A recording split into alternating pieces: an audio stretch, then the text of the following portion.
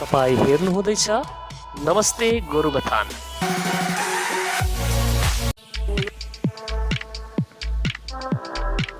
नमस्कार, विभिन्न कार्यक्रमको सङ्गालो लिएर आएको नमस्ते गोरुबथान च्यानलमा म योगेश राई बाछान उपस्थित भइसकेको छु।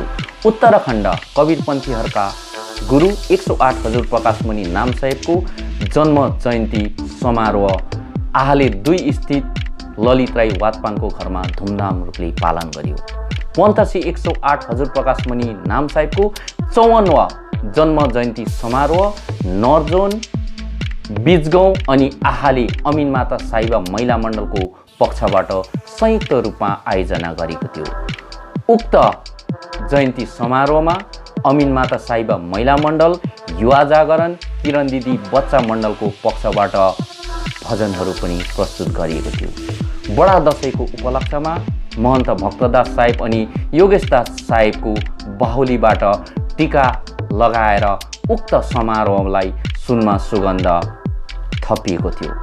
सम्पूर्ण भक्तजनहरूलाई 2 गुरुको बाहुलीबाट टीका लगाइएको थियो। उक्त जन्म उत्सव समारोहमा 2 गुरु महन्त भक्तदास साहेब अनि योगेशदास साहेबको मुखार बिन्दबाट आशिष वचन स्वरूप सत्सङ्ग पनि प्रस्तुत गरिएको थियो। उक्त जन्म उत्सव समारोह लगातार रूपमा गोरुबथानमा धेरै वर्षदेखि मनाउँदै आइरहेको छ। हजुरहरूलाई विदित भएकै कुरा हो, उत्तराखण्ड कवीरपन्थीहरूका 2टा मठ आहालेमा अवस्थित छ। उत्तराखण्ड सार्वजनिक मठ अनि उत्तराखण्ड कवीर मठ। उक्त 54औं जन्म जयन्ती समारोहको सम्पूर्ण रिपोर्ट नमस्ते गोरुबथान च्यानल मार्फत हजुरहरूलाई हामी प्रसारण गर्नेछौँ। पन्तश्री 100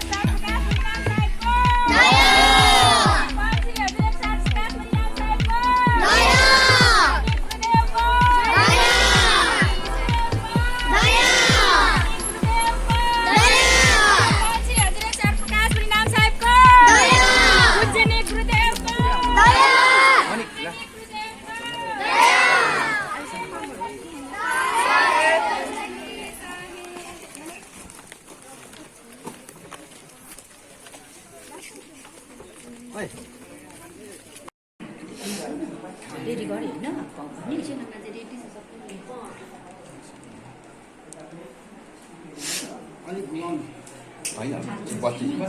बत्ती मर्छ।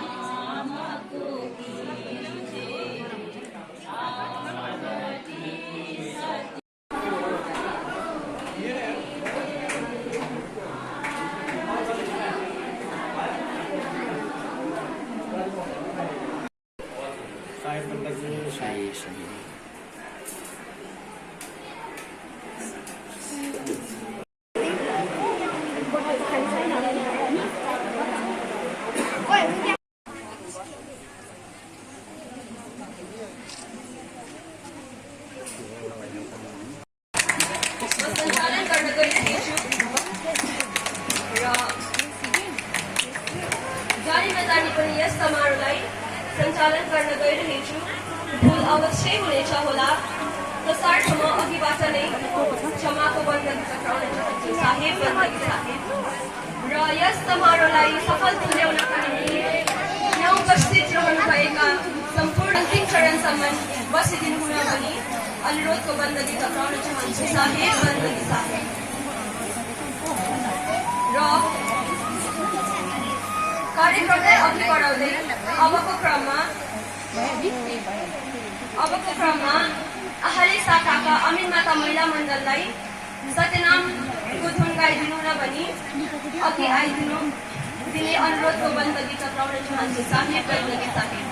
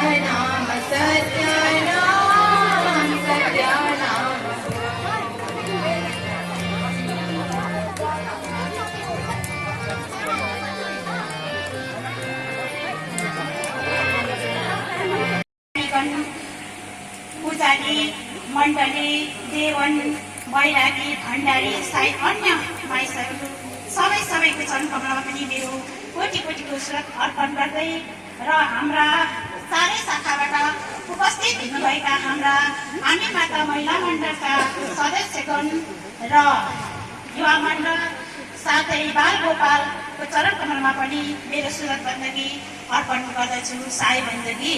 र आज हामी यहाँ परम दयालु पञ्च श्री हजुर 108 प्रकाशमणि नाम साहेबको 54 जन्म जयन्ती समारोह हामी यहाँ आले शाखाद्वारा सुसम्पन्न भइरहेको छ र सधैँ नै हाम्रो तिनै शाखामा हामीले आफ्नो पालो गर्दै आइरहेका छौँ र यसपालिको पालोमा हाम्रो शाखामा गरेको हुनाले गर्दा हाम्रो यहाँ दाजु साथै यसै क्रियाका दाजु साथै बहिनीहरूले पनि सुरुवात गर्नुभएको थिएछ र उहाँले पनि गुरुदेवहरूलाई ल्याउने र उहाँको दर्शन गर्ने एउटा सुरुवात गर्नुभएको छ र यसै अवसरमा आज सौभाग्य प्राप्त भयो र गुरुदेवहरू पनि हामी माझमा पाउ कष्ट गरेर आइदिनु भएको छ र हामीले यही दाजुहरूको गृहमा गरिरहेका छौँ र अब स्वागतको क्रममा सर्वप्रथम त हाम्रा निमन्त्रणालाई स्वीकारेर हाम्रा पूजनीय गुरुदेव साथी गुरुमाता पनि पाउ कष्ट गरेर हामीलाई दर्शन दिनुभएको छ र उहाँहरूप्रति पनि स्वागत साथै आभार प्रकट गर्दै गुरुदेव गुरुमाताको चरण कमलमा बन्दगी गर्दछौँ साई बन्दगी। र यस्तै गरी हाम्रो निमन्त्रणालाई स्वीकारेर हाम्रा चारै शाखाबाट आउनुभएका हाम्रा पद अधिकारीको चरण कमलमा पनि स्वागतको बन्दगी अर्पण गर्दै र यसै गरी चारै शाखाबाट आउनुभएका हाम्रा साहेब माई साहेब युवा मण्डलका साहेबहरू महिला मण्डलका माई साहेबहरू बाल गोपाल सबैलाई पनि स्वागतको बन्दगी गर्दछौँ साई बन्दगी। र कति स्वागत गर्नमा छुटिन गए होला यसबाट अगुवाई क्षमा पनि माग्दछु साई बन्दगी र स्वागतको क्रमलाई यही नै अन्त गर्दै बिदा दिँदछु साई बन्दगी साई बन्दगी। श्वास श्वास परिणाम ले वृथा श्वास मत खो ना जाने यहाँ श्वास का आना हो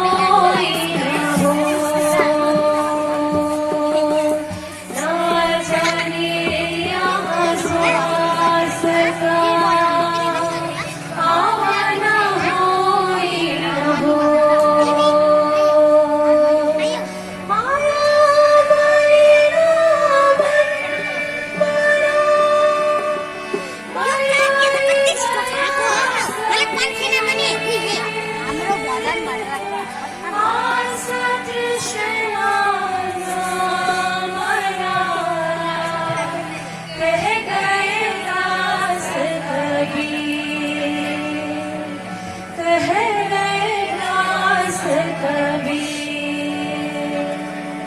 साहिब बंदगी।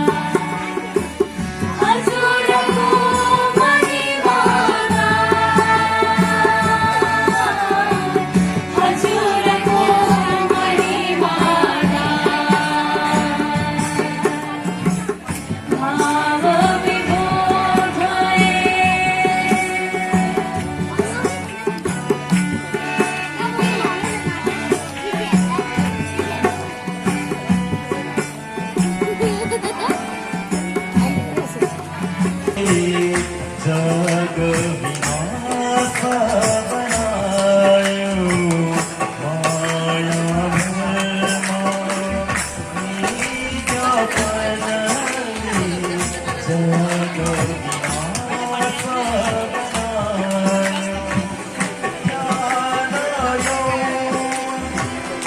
रूप सिंगारी सारा जीवन आयो ज्ञान को आदिले उड़ाई दियो सबकी अभिमान आज प्रभु संग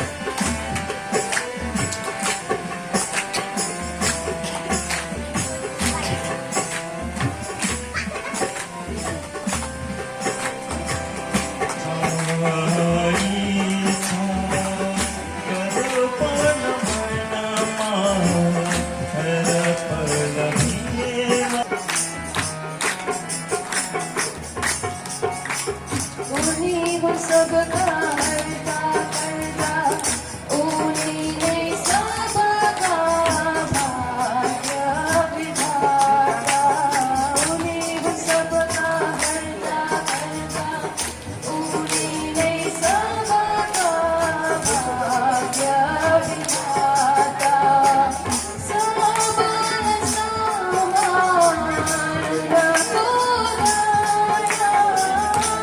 समान समान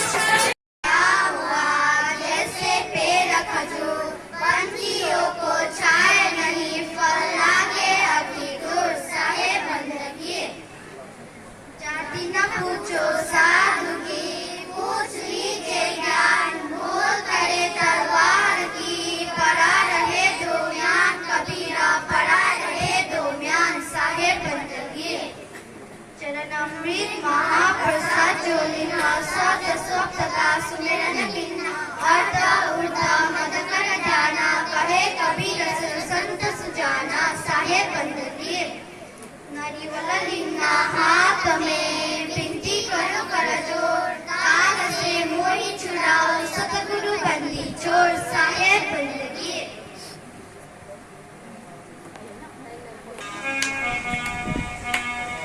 बिना तेरा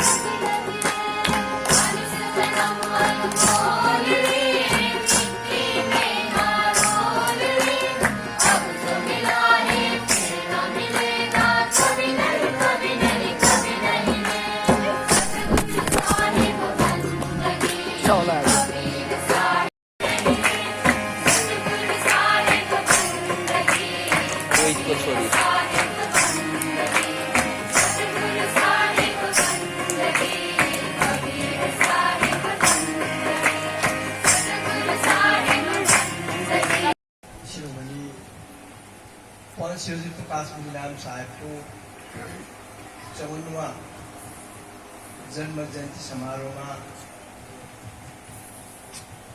उपस्थित रहनुभएका मेरा दाहिनेपट्टि विराजित महन्त साहेब लगायत साहेबका सम्पूर्ण भक्तजनमा म मेरो हृदयबाट साहेबबन्दी अर्पण गर्न चाहन्छु। साहेब आज दशहराको सुन्दर क्षण छ। अन्य सम्प्रदायका दाजुभाइ दिदीबहिनीहरू पनि वर्ष दिनको चाडमा रमाइलो गरिरहेका छन् भने हामी जति कवीरपन्थीहरू छौँ, हामी पनि आज हाम्रो पन्थी हजुर प्रकाश मुनिराम साहेबको जन्म जयन्ती समारोहमा यसरी बसेर रमाइरहेका छौँ, आनन्द उपभोग गरिरहेका छौँ। र यस हामीलाई रमाइलो दिनमा विशेष गरेर अहिले जति पनि कार्यक्रममा भाग लिए हाम्रा विशेष त मसिना नानीहरू र भजन गाउने हाम्रा भजन गायिकाहरू त उनीहरूले धेरै दिनसम्मको आफ्नो तयारीलाई आज यहाँ हाम्रो सम्मुख प्रस्तुत गर्नुभयो। यो साह्रै खुसीको कुरो हो र यस्तो माहौल वर्ष दिनमा एकपल्ट आउनु हाम्रो सौभाग्य हो र यो कार्यक्रमलाई जुटाउनमा आर्य शाखाका आमिन माता लगायत सम्पूर्ण साथ भाइ साहबहरूले जुन प्रयास गर्नुभयो, जुन मेहनत गर्नुभयो, त्यसको निम्ति म हृदयबाट उहाँलाई साधुवाद अर्पण गर्न चाहन्छु। र विशेष गरेर यस घरका भाइ ललित साहेब र उनका 2 छोरीहरू र उनका पिता र विशेष गरेर उनको छोरीहरूमा मैले जुन भाव देखेँ त्यो म मेरो हृदयबाट व्यक्त गर्न असमर्थ छु। उनीहरूको यही सुरत, यही भावले गर्दा नै आज यो कार्यक्रम यति भव्यताको साथ यहाँनिर सम्पन्न हुन गइरहेको छ र सायद ती नानीहरूलाई सदा सर्वदा आफ्नो असीम कृपाले निगाह राखुन्। उनीहरूमा यस्तै भक्तिभाव प्रबल भएर अझ आउँदा दिनहरूमा यस्तै कार्यक्रमहरू गर्ने सद्गुण सद्भावना उनीहरूमा प्रदान गरून् भन्ने म साहेबलाई आन्तरिक हृदयबाट अर्जी राख्न चाहन्छु।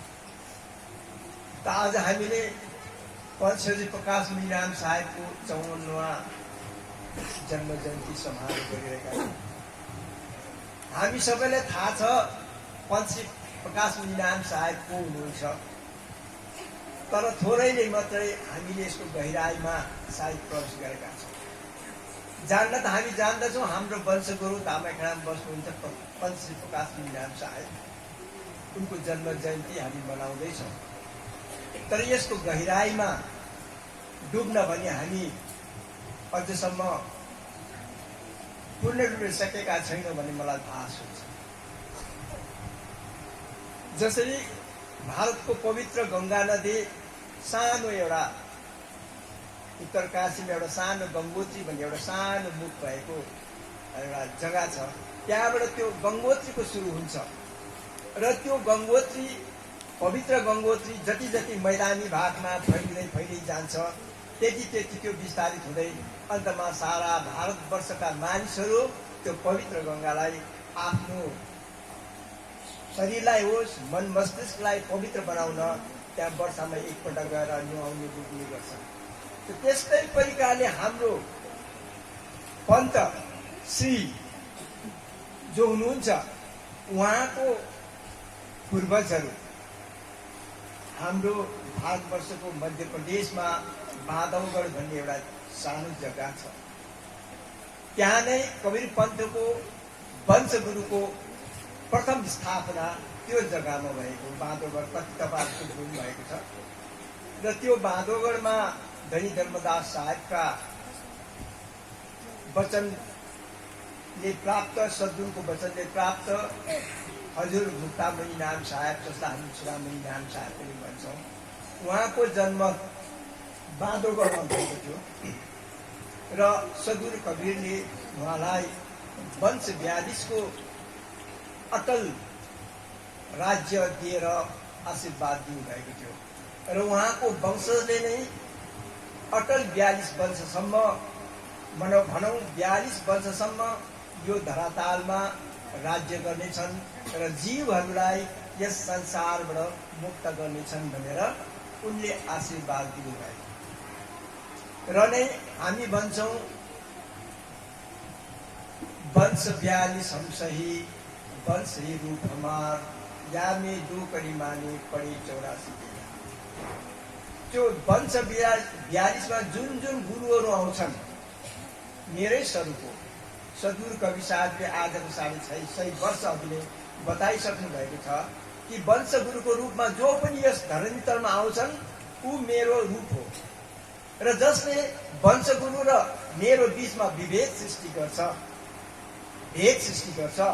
ऊ 84 मा पर्छ भनेर सद्गुरु कवि साहबले आजको 650 वर्ष अघि नै भविष्यवाणी गर्नुभएको थियो र त्यसैको आधारमा आज हामीले वंशगुरुहरू पिँढी हुँदै आज हामी 15वां वंशगुरु आचार्य पञ्चेन्द्र प्रकाश मुनिनाम साहबको माताहतमा छौँ, उनको शरणमा छौँ र हाम्रो निम्ति जिउँदा सद्गुरु कबीर उहाँ नै हुनुहुन्छ।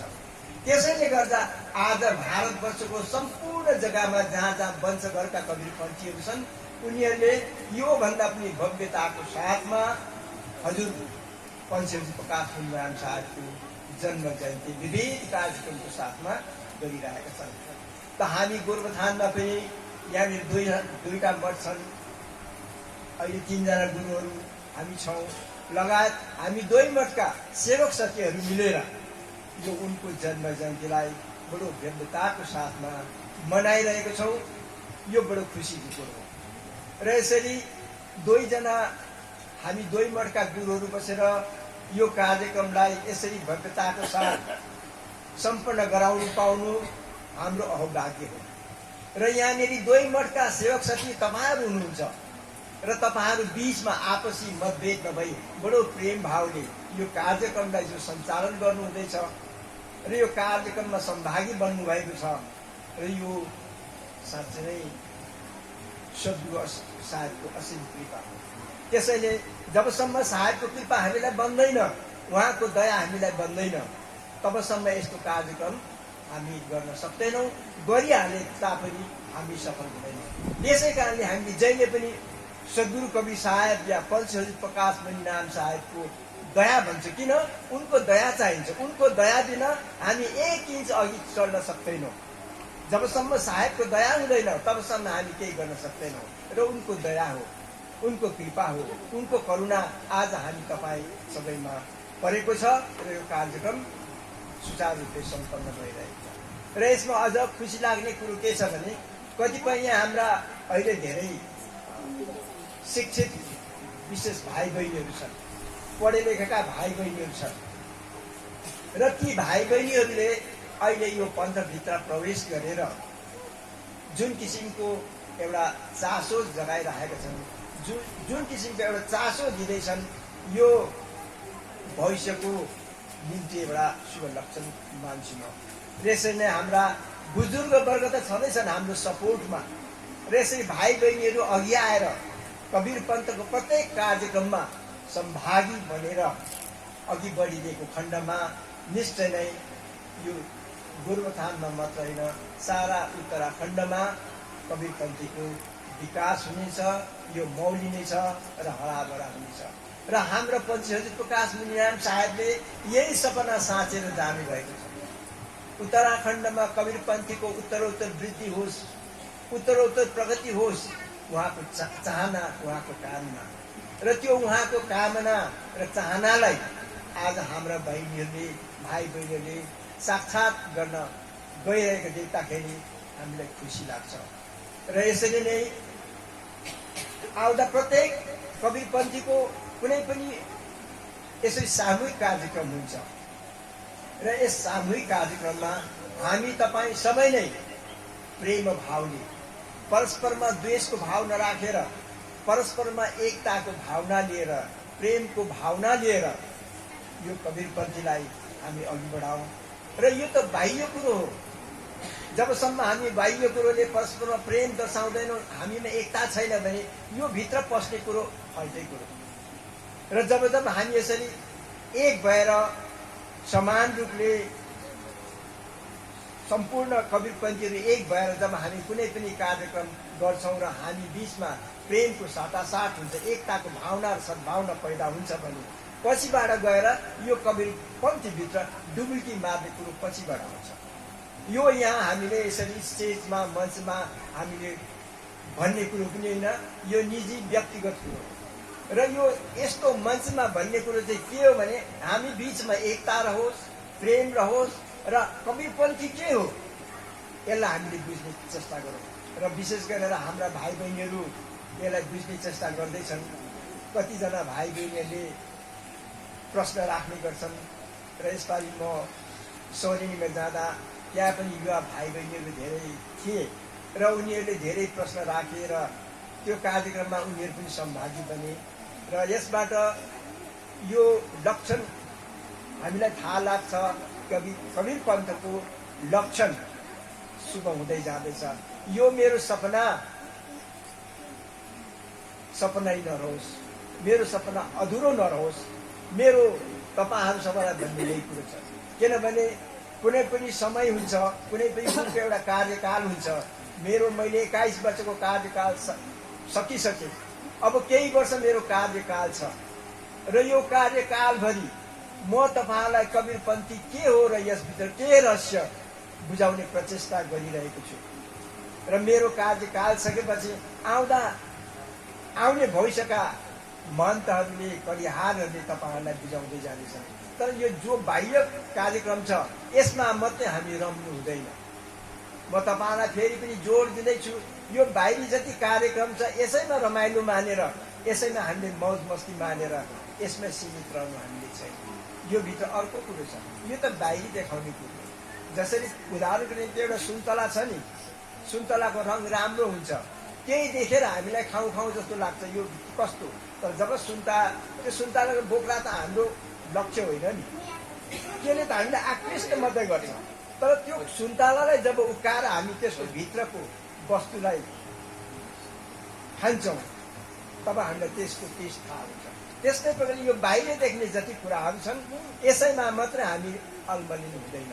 यो भित्र कबीरपन्थीभित्र जुन वस्तु छ, जुन चाहिँ सद्गुरु कवि साहबले हामीलाई दिएर जानु भएको छ, देखाउनु भएको छ, यसको पछि हामी सचेत भएर खोज्नुपर्ने। अनि यो निजी कुरा हो, व्यक्तिगत कुरा। समूहमा गएर के रहेछ त कबीरपन्थी भएर हामी हालमा त कहिले बुझ्दैन। यो निजी कुरा हो। एकजना व्यक्ति सचेत भएर कबीरपन्थभित्रको रहस्य के हो र यहाँबाट हामीले के प्राप्त गर्छौँ हाम्रो आत्मिक कल्याणको निम्ति, र जुन दिन हामी यो संसारबाट विदा भएर जान्छौँ त्यो दिन हामीले लिएर जानुपर्ने कुरो के हो र अहिले हामी जित हुँदै त्यो वस्तुलाई खोज्नु परेको छ। यही कुरो हामीले तपाईँहरूलाई बार भजनको माध्यमबाट, सद्गुरु कविले भजनको माध्यमबाट, सुमेरनको माध्यमबाट, साखी दुआको माध्यमबाट हामीलाई बार यही कुरो चेताइरहनु भएको छ। तर हामीले त्यो कुराले केवल बाहिरी भन्ने कुरा मात्रै गर्छौँ, त्यसलाई कहिले हामीले मनन र चिन्तन गर्दैनौँ। र यो मनन र चिन्तन गर्ने कुरो छ। र तपाईँहरूलाई म यही आह्वान गर्छु, बाहिरी तौरमा जो प्रेम, जो सद्भावना, जो एकता तपाईँले देखाइराख्नु भएको छ, यो कुरो अन्तर जगतमा पनि प्रदर्शन गर्नुपर्छ। र आज पञ्चेश्वरी प्रकाश नारायण साहेबको जन्म जयन्ती समारोह, उहाँकै मात्रै विषयमा कुरा गर्नुपर्ने हो, तर समय हामीसँग थोरै छ। विशेष गरेर तपाईँले आज आफ्नो घरको सम्पूर्ण दसैँको कार्यक्रमलाई पनि पर राखेर यो कार्यक्रममा सहभागी बन्न आउनु भएकोमा म हृदयबाट साह्रै खुसी छु। र मेरो तर्फबाट पनि तपाईँहरू सबैलाई धन्यवादको बन्दै गर्न चाहन्छु। र यसपछि हाम्रा यहाँ योगेश साहबले तपाईँलाई केही भन्नुहुनेछ र समयलाई मध्यनजर राख्दै आजलाई मेरो बानी यही विराम दिन चाहन्छु। सायद विशेष दशहराको अवसरमा यहाँका आयोजक समिति भनौँ, तपाईँहरूले यो भव्य रूपमा कार्यक्रम गर्नुभयो।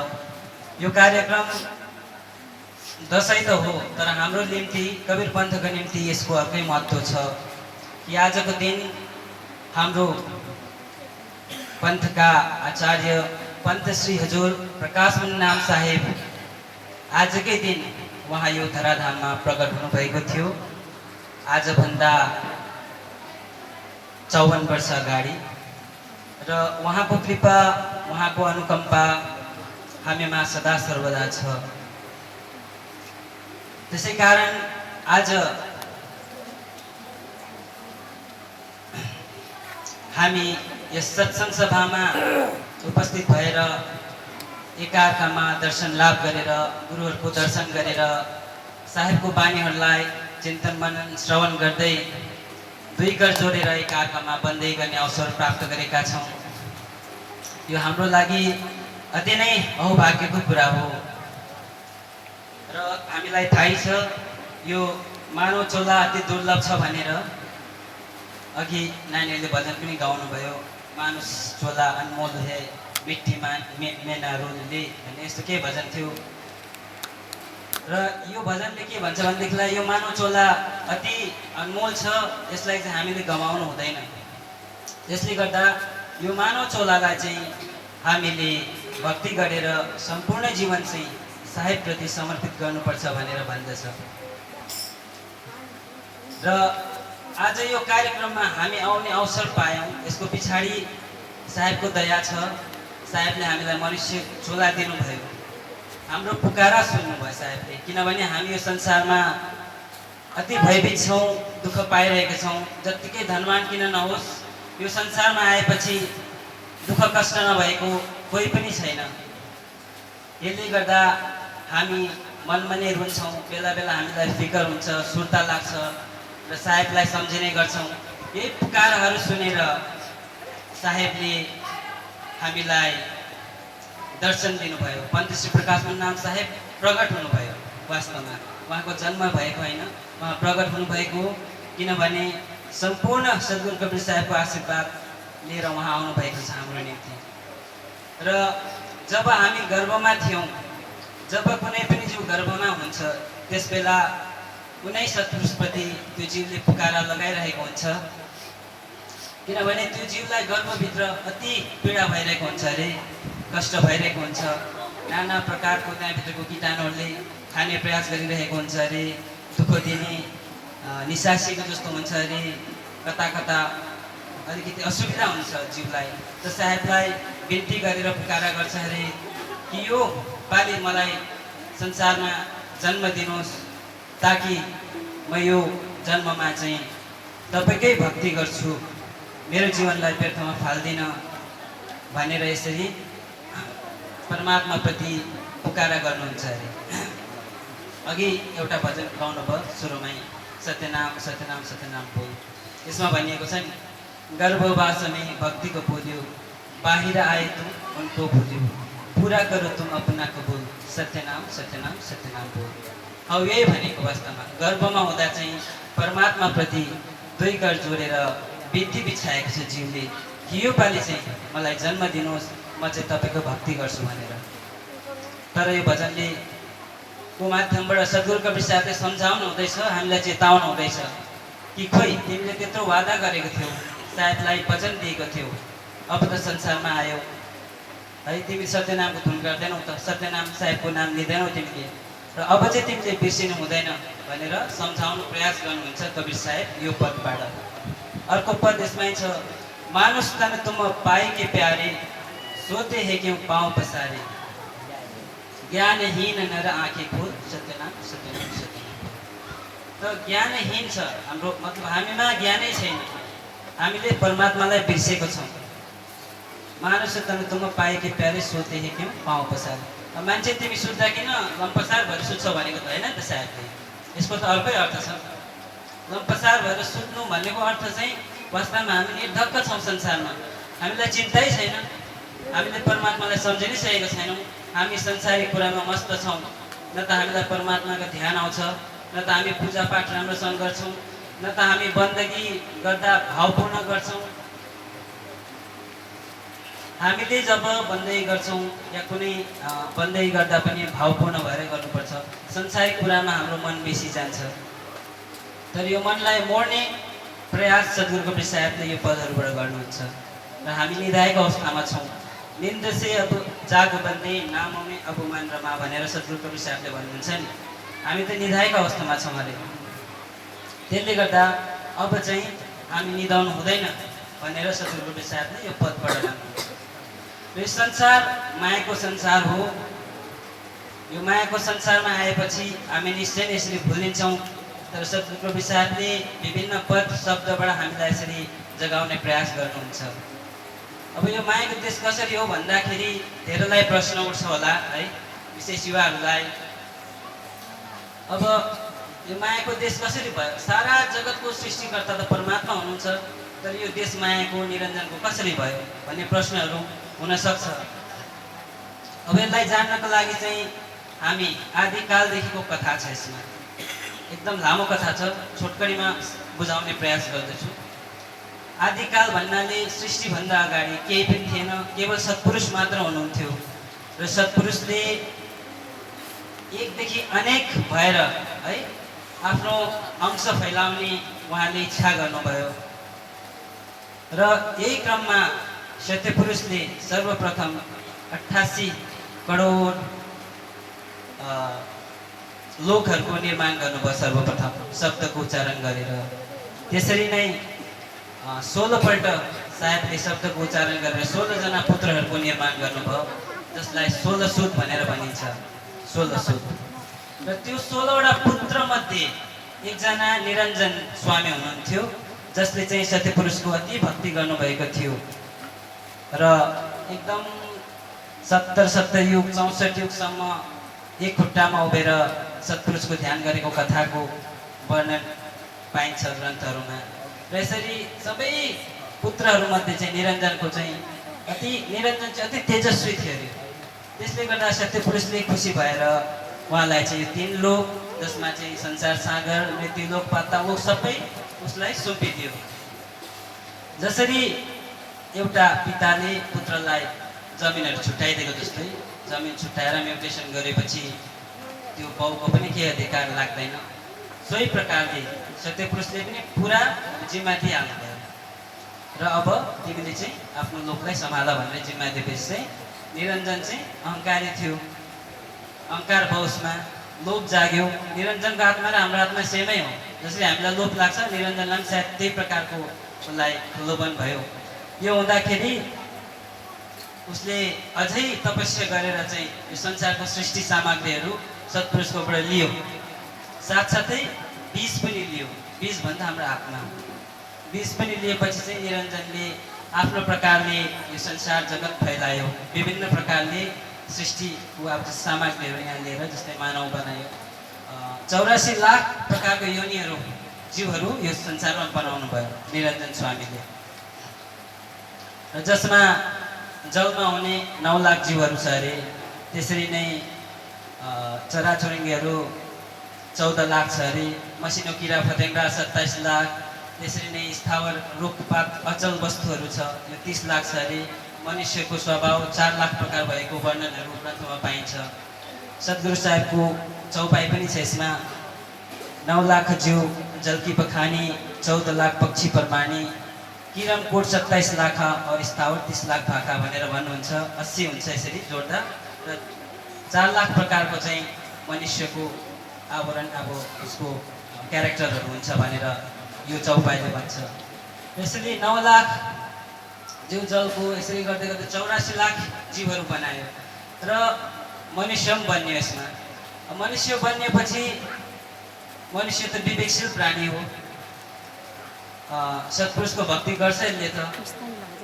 आत्माको दर्शन गर्नु सक्छ, तप गर्नु सक्छ, परमात्मालाई सम्झिनु सक्छ है। त्यसले गर्दा निरञ्जनलाई एकदम डर भयो। निरञ्जनलाई डर भयो, यो त मेरो संसार हो, म त यिनीहरूलाई सतलोक जानु दिन्न। मैले सबलाई यिनीहरूलाई सतलोक जानु दिएँ भने मेरो यो संसार त खाली हुन्छ र यिनीहरूलाई म यहीँ भ्रमित गर्नु लागि चाहिँ नाना प्रकारले यसलाई फसाउँछु भनेर चाहिँ निरञ्जनले चाहिँ अष्टाङ्गी मायाको निर्माण गर्यो। मायाले यहाँ नाना प्रकारले हामीलाई फसाइरहेको छ। काम, क्रोध, लोभ, मोह, मद यस्तो प्रकारको संसारको जालमा फसाइरहेको छन्। यसरी फसाउँदाखेरि हामी यसको बन्धनमा बिस्तार बिस्तार फसिने गर्छौँ दरिलो प्रकारले।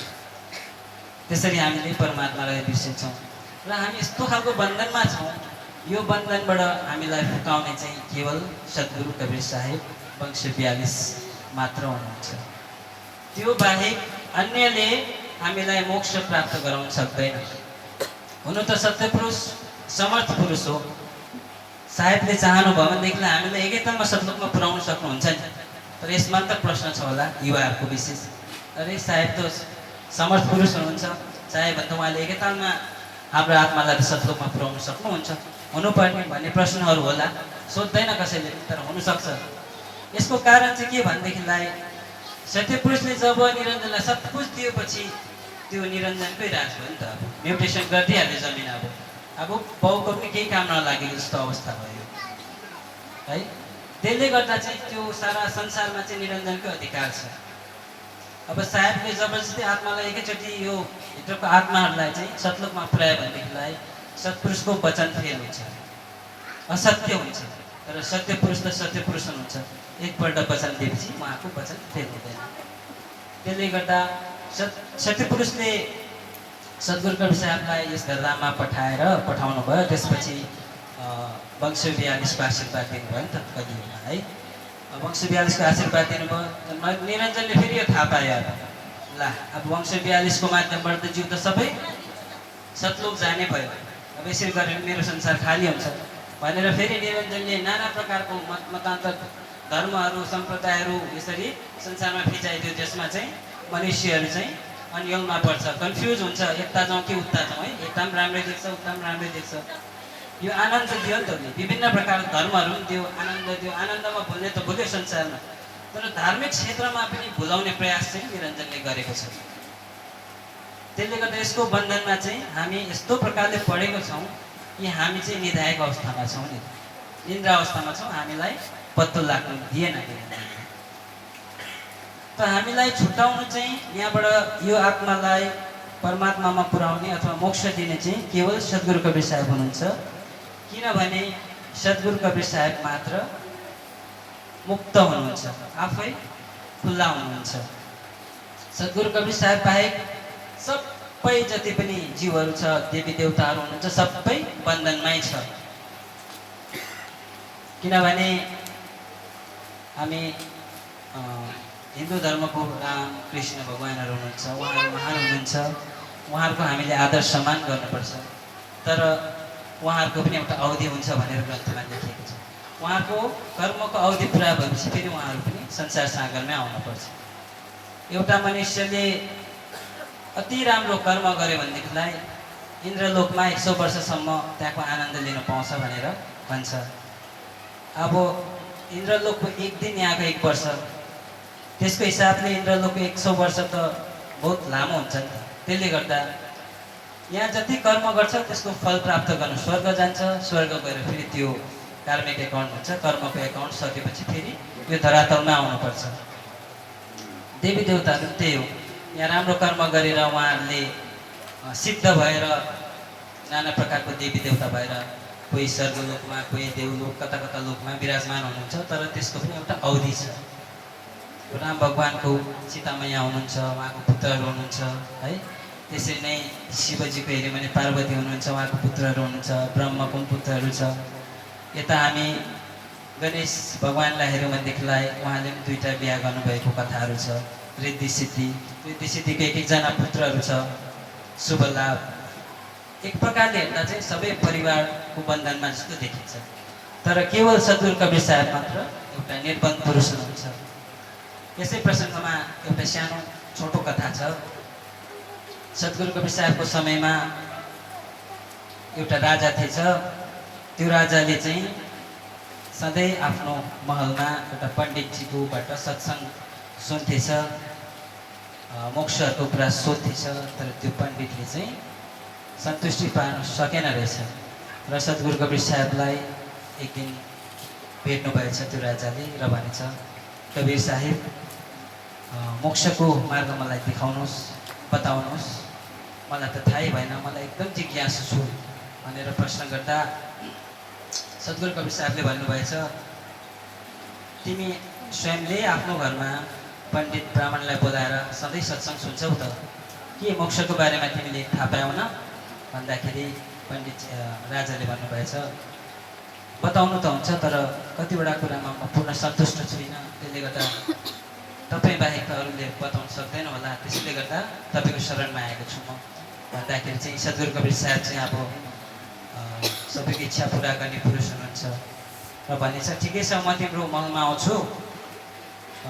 जब त्यो पण्डितजीले तिमीलाई सत्सङ्ग सुनाउने समय हुन्छ त्यति बेला म आउँछु, तर मेरो केही क्षणको लागि मैले भनेको कुरा चाहिँ तिमीले मान्नुपर्छ भन्दाखेरि चाहिँ राजा मान्नु भएछ। र भोलिपल्ट ठिकै अब पण्डितजीसँग सत्सङ्ग गर्ने समय भएछ। सद्गुरु गुरु साहेब त्यही समयमा ठिकै पुग्नु भएछ। राजा हर्षित भएर उठेर उहाँलाई सम्मान गरेर भित्र ल्याउनु भएछ र सद्गुरु कवीर साहेबले भन्नुभएछ, हिजोको कुरा थाहा छ होइन? हजुर थाहा छ, भन्नुहोस् न के वचन छ तपाईँको? एकछिनको लागि त पालन गरिन्छ नि। त्यसो भने तिम्रो सिंहासनमा म बस्छु, तिमी एकछिन तल बस्नु, म केही क्षणको लागि यहाँको राजा हो। मन्त्रीहरूलाई भनेछ र सद्गुरु कवीर साहेब चाहिँ आसनमा विराजमान हुनुभएछ राजाको रूपमा। त राजाले अब सद्गुरु कवीर साहेब त राजा हो, मन्त्रीलाई भनेछ म राजा हो, अब मैले भनेको कुरा तिमीहरूले मान्नुपर्छ। एक काम गर, यो पण्डितजी जो छ यसलाई चाहिँ त्यो अगाडि खम्बामा चाहिँ एकदम जोडले बाँधिदेऊ, टन टन फुकाउन नसक्ने गरी। राजाले बुझ्दैछ कुरा, अब उहाँ गुरु कवीर साहेबले के नै के यहाँबाट चाहिँ उपदेश दिनुहुन्छ मलाई भनेर राजाले बुझ्नुहुँदैछ। मन्त्रीलाई भनेछ बाँधे, टन टन बाँधेछ, पछाडि हात पनि बाँधेछ है। फेरि एकछिनमा त बाँधिसक्यो। लु राजालाई, अघिको राजालाई पनि बाँध। अब मन्त्रीहरू त डराउनु थाल्यो, अब ल राजा हो, अहिले मै हो राजा, राजालाई पनि बाँध, राजालाई पनि बाँध्दैछ। बाँधिसक्यो। सद्गुरु कवीर साहेबले भनेछ, पण्डितजी अब तपाईँ त्यो अघि जो राजा थियो ऊ पनि बाँधिएको छ, उसको हात खोलिदिनुहोस् त भनेछ। पण्डितको हात बाँधिरहेको छ। पण्डितजीले कसरी खोल्छ राजाको हात? चुपचाप बसेछ। कति मिनटपछि केही बोल्दैन। फेरि सद्गुरु कवीर साहेबले राजालाई पनि भन्छ, तपाईँ त अघि राजा थियो, अब तपाईँले हात खोलिदिनुहोस्। राजाले भनेछ, साहेब अब म कसरी खोल्नु, मेरो हात त बाँधिरहेको छ नि त, म खुल्ला भयो भने त उसको हात खोल्छु। त सद्गुरु कवीर साहेब भनेको छ, यही कुरा चाहिँ म तिमीलाई बुझाउन खोजेको, जसको हात बाँधिएको छ अर्कोको बाँधेको हात कसरी खोलिन्छ होइन? यस्तै छ संसारको नियम। आफै मुक्त छैन भने अरूलाई मुक्त दिलाउन सक्दैन भनेर सद्गुरु कवीर साहेबले भनेछ। राजाले पनि बुझ्नुपर्छ। तर यो प्रसङ्गमा ठुलो उपदेश छ कि सद्गुरु कवीर साहेब बाहेक यो संसारमा बन्धनदेखि मुक्त कोही पनि छैन। किनभने सद्गुरु कवीर साहेब यो संसारमा आउनु हुँदा पनि निर्बन्ध आउनुभएको थियो। संसारमा जन्मिँदा 4 प्रकारको दाग लिएर आउनुपर्छ भन्छ। 4 प्रकारको अग्नि भएर मात्रै यो संसारमा मान्छेले जन्म लिन्छ भन्छ। एउटा गर्भाग्निको दाग भन्छ, एउटा कामाग्नि, जठराग्नि, साथै एउटा चिताग्निको दाग भन्छ नि। मलुकदास साहेबले भन्नुहुन्छ नि, 4 दाग से न्यारे सद्गुरु अजर अम्बर सरी दास मलुक श्लोक कहे खोजो कसम कवि। 4 दागबाट चाहिँ सद्गुरु कवीर साहेब स्वयं मुक्त हुनुहुन्थ्यो। जो पनि मान्छे संसारमा आउँदा जन्मिनै पर्छ, उसलाई भोक प्यास लाग्छ, उसमा वासना हुन्छ, काम वासना, र अन्तमा उसको मृत्यु पनि निश्चित छ। तर केवल सद्गुरु कवीर साहेब मात्र एउटा पुरुष हुनुहुन्छ जो चाहिँ एकदम बन्धन मुक्त, 3 गुणदेखि पनि पर। न त उहाँ जन्मिनुहुन्छ, न मर्नुहुन्छ, न भोक प्यास लाग्छ। त्यो निर्बन्ध पुरुषले मात्र हामी जस्तो बन्धनमा भएको अधम जीवहरूलाई चाहिँ परमात्मासँग मिलाउन सक्छ। उनी बाहेक अरू कसैकोमा समर्थ छैन। अघि भनिहाले सबै परिवारवाला हुनुहुन्छ देवहरू, उहाँहरूको आफ्नो आफ्नो अवधि हुन्छ। देवी देवताहरूले हामीलाई स्वर्गसम्म पुर्याउन सक्नुहुन्छ है, हामीले सम्मान गर्नुपर्छ। तर फेरि आफ्नो कर्म पुरा भएपछि फेरि आउनुपर्छ। र सद्गुरु कवीर साहेबले जुन चाहिँ उपदेश हामीलाई दिनुहुन्छ यसलाई हामीले धारण गर्नुपर्छ। हामी सौभाग्यशाली छौँ, कवीर पन्थ छौँ है। त्यसले गर्दा हाम्रो जुन चाहिँ कतिवटा डाउट हुन्छ, शङ्का हुन्छ, होइन होला हाम्रो धर्म त हो के हो भन्ने खालको विचारहरू विशेष हामी जस्तो युवा भाइमै आउँछ। यस्तो विचार चाहिँ हामीले लिनु हुँदैन। आजभन्दा 600 वर्ष अगाडि केवल हाम्रो निम्ति सद्गुरु कवीर साहेब यो धरधाममा प्रकट हुनुभएको हो। त्यसरी नै पन्थश्री प्रकाशमणि नाथ साहेब पनि हाम्रो निम्ति यो संसारमा प्रकट हुनुभएको हो। उहाँ प्रकट हुनुभएको हो। उहाँ हामीले यो लौकिक आँखाले हेर्दा त उहाँ जन्म लिनुहुन्छ, तर वास्तवमा जन्म त हामी जस्तो अधमले लिन्छौँ। किनभने हामीले कर्म गर्दै गर्दै गर्दै गर्दै आएर त्यो कर्मको फल भोग्नु चाहिँ हामी जन्मिन्छौँ नि त। तर पन्थश्री प्रकाशमणि नाथ साहेब वंश 42 त कर्म भोग्नु त आएको होइन। उहाँहरू त निर्बन्ध पुरुष हुनुहुन्छ, हामीलाई यो धराधामबाट मुक्त गराउन आउनुभएको। र सद्गुरु कवीर साहेब जब प्रकट हुनुभएको थियो त्यस समयमा आफ्नो परम शिष्य धन धर्मदास साहेबलाई गुरु दीक्षा मन्त्र नामदान पान परवाना दिए र वंश 42 को आशीर्वाद दिनुभयो। मुक्तामण नाम साहेब प्रकट हुनुभयो। उहाँलाई पनि सद्गुरु कवीर साहेबले दीक्षा मन्त्र नाम पान पाँजी दिएर वंश 42 मा वंश 42 चलाऊ भनेर आशीर्वाद दिनुभयो र वंश 42 बाट त्यही दीक्षा मन्त्रहरूको सहारा है कडियारहरूलाई छ। त्यही दीक्षा मन्त्र त्यही पाँजी त्यही सुमिरनहरू चाहिँ वंश 42 बाट कडियार महन्तहरूको आउँछ। उत्तराखण्डमा त्यही जुन चाहिँ दीक्षा मन्त्रहरू छ त्यही नै गुरुहरूकोबाट फेरि बैरागी साहेबकोमा गएर बैरागी साहेबहरूले हाम्रो उत्तराखण्डमा चाहिँ कवीर पन्थ बनाउनुहुन्छ, माला लगाइदिनुहुन्छ। तर दामाखेडामा स्वयं महन्त साहेबहरूले यो क्रियालाई गर्नुहुन्छ। किनभने दामाखेडामा साधु बनाउँदा अलिक 10-11 वर्ष पुगेपछि मात्रै गराउँछ। किनभनेदेखिलाई 5 नाम सुनाउँछ त्यहाँनिर। 5 नाम सुनाएपछि चाहिँ त्यो चाहिँ प्रत्येक कवीर पन्थले कण्ठी लगाएपछि चाहिँ याद गरेको हुनुपर्छ अरे। जो चाहिँ सक्षम छ, जसले पढ्न सक्छ, जो शिक्षित छ, जसले याद गर्न सक्छ, कण्ठी धारण गरेपछि 5 नाम चाहिँ जपेकै हुनुपर्छ भनेर हामीलाई ट्रेनिङमा सुनाउनु भएको थियो। मलाई पनि सोध्नुभयो, मलाई 5 नाम थाहा थिएन त्यतिखेर। मलाई गाली पनि गर्यो, कण्ठी धारण गरेर 5 नाम थाहा छैन भने तिमी कवीरपन्थी होइन भन्नुभयो। अन्त मैले यताको भने अब हामीले त 5 नाम त खोइ सुन्यौँ न त भन्दा साधु त बनायो होला नि तँलाई भने मलाई। साधु त हामीलाई बैरिक साहेबहरूले बनाउनुहुन्छ उता। हौ त्यति बेला 5 नाम सुनाएको हुन्छ। त्यो चाहिँ खोजेर हुन्छ कि सोधेर हुन्छ कि गुरुबाट लिएर हुन्छ, त्यो चाहिँ तैँले कण्ठस्थ गर, अन्त आजै याद गर। त्यति बेला याद गर्नु लाग्यो मलाई। त्यति बेला याद गरेँ, भोलि बिहान सुनाउनु पनि पऱ्यो। यो चाहिँ तैँले जीवनभर जिन्दगीभर यो नाम चाहिँ तैँले जपिरहनु। जति बेला सम्झिन्छ चल्दै गर्छ, काम संसारिक काम पनि चल्दै गर्छ, सेवा चल्दै गर्छ, यो 5 नामको सुमिरन पनि चल्दै गर्छ भनेर भन्नुभयो। त्यसै कारण एउटा कुरा चाहिँ तपाईँहरूलाई भनिराख्न चाहन्छु, जति पनि हामी कण्ठीधारी छौँ हामीलाई बैरागी साहेबहरूले भेग दिनुहुन्छ, साधु बनाउनुहुन्छ र उहाँले जब हामीलाई भेग दिनुहुन्छ कण्ठी लगाइदिएपछि 5 नाम सुनाउनुहुन्छ, दीक्षा मन्त्र पनि सुनाउनुहुन्छ र त्यो दीक्षा मन्त्र 5 नामलाई चाहिँ हामीले आफ्नो जीवनभरि जाप गरिरहनुपर्छ। सुरुमा त उसको मिनिङहरू पनि थाहा हुँदैन, त्यो सत्पुरुषको नाम हो। बिस्तारै बिस्तारै जाप गर्दै गएपछि हामीलाई आफ्नो निज स्वरूपको पनि थाहा हुन्छ अरे। निज स्वरूपको थाहा भएपछि हामी परमात्माकोमा पुग्न सहजसँगले सक्छौँ।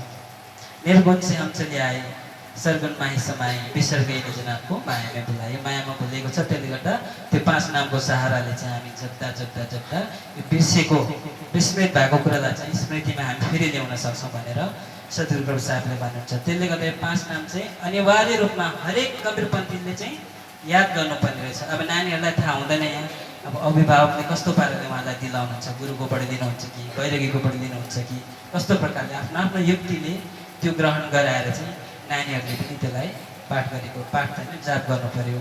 अभिभावकलाई कसलाई 5 नाम थाहा छैन भने पनि अब आउँदो दिनहरूमा अब कस्तो प्रकारले तपाईँले त्यसलाई ग्रहण गर्नुहुन्छ, गुरुकोबाट लिनुहुन्छ कि आनन्दी चौकामा गुरुबाट लिएर जाप गर्दा पनि भयो अझै राम्रो, बैरागीकोबाट लिनुहुन्छ कि है, त्यो आफ्नो आफ्नो अब तपाईँहरूको भावना हो। तर प्रत्येक कवीरपन्थीमा चाहिँ कण्ठी बाँधेपछि चाहिँ 5 नाम जाप गर्ने एउटा नियम रहेछ हाम्रो, त्यो जाप चाहिँ गर्नुपर्ने रहेछ।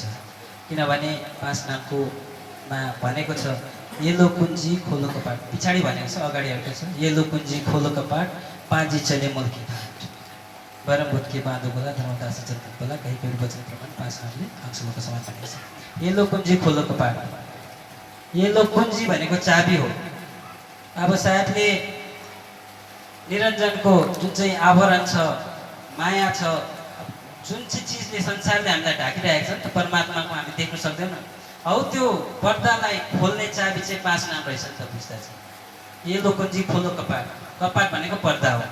काल निरञ्जनले हामी र साहेबको बिचमा जुन चाहिँ पर्दा लगाएको छ त्यो पर्दालाई खोल्ने चाबी चाहिँ 5 नामको माध्यमबाट हामीलाई दिएको हुँदो रहेछ। त्यो पर्दालाई खोल्ने काम चाहिँ त्यो 5 नामले गर्छ। त्यसले गर्दा जबसम्म त्यो 5 नामको हामीले सुमिरन गर्दैनौँ तबसम्म त्यो कपाट खोलिने छैन। त्यसै कारणले गर्दा 5 नामको जाप गर्नु अति अनिवार्य छ। यहाँ लेखेको रहेछ अघि साखी, मै कबीर बिचल्ने शब्द मोर समरत, ताको लोको पठायौँ जो चढे शब्द तुरन्त। साहेबले 5 नाम रूपी शब्द त हामीलाई दिनुभयो है, त्यो रथमा हामी बस्दै बस्यौँ न 5 नाम गोजीमा लगाइरहेको छौँ। अब त्यसलाई जाप गरेन भने हामी मुक्त हुँदैनौँ होइन। त्यसैले गर्दा 5 नाम चाहिँ एउटा चाबीको काम गर्छ। कुनै एउटा दरवाजालाई खोल्नु लागि हामीलाई चाबी दियो, गोजीमा लाएर दरवाजा खोलिँदै खोलिँदै भन्दै रुँदै बसेर त भएन। त्यसले गर्दा 5 नाम चाहिँ अति अनिवार्य छ।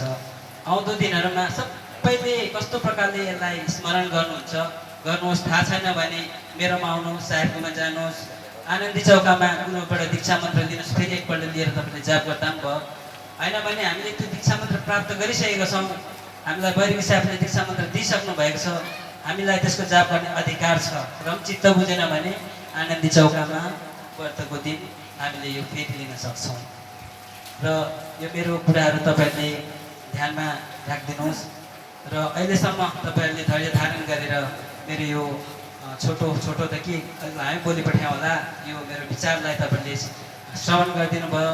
यसको लागि म धेरै धेरै आभार व्यक्त गर्दै तपाईँको चरणकमलमा बन्दै टक्राउँदछु। साहेब बन्दगी, साहेब बन्दगी, साहेब बन्दगी। यहाँ मण्डप बनाउनमा, यो घर बनाउनमा होइन, प्लास्टिक हाल्नुमा सबैले सहयोग गर्नुभएको छ।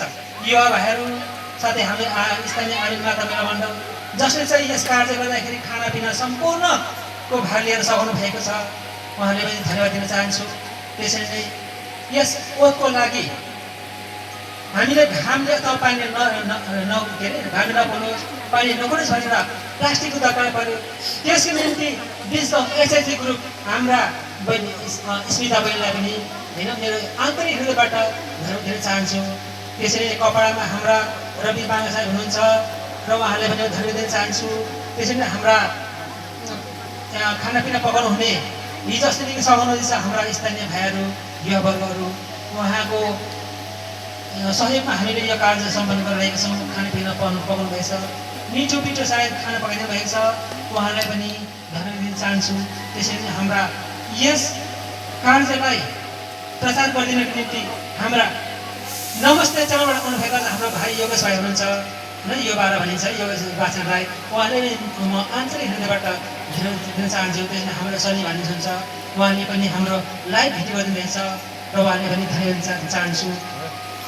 साथै जति पनि हाम्रो यस धन्यवाद कार्यको छुट्टो गएमा म क्षमा चाहन्छु र यो समयलाई मध्यनजर राख्दै मेरो छोटो यो धन्यवाद कार्यक्रम यही नै समाप्त गर्न चाहन्छु। धन्यवाद।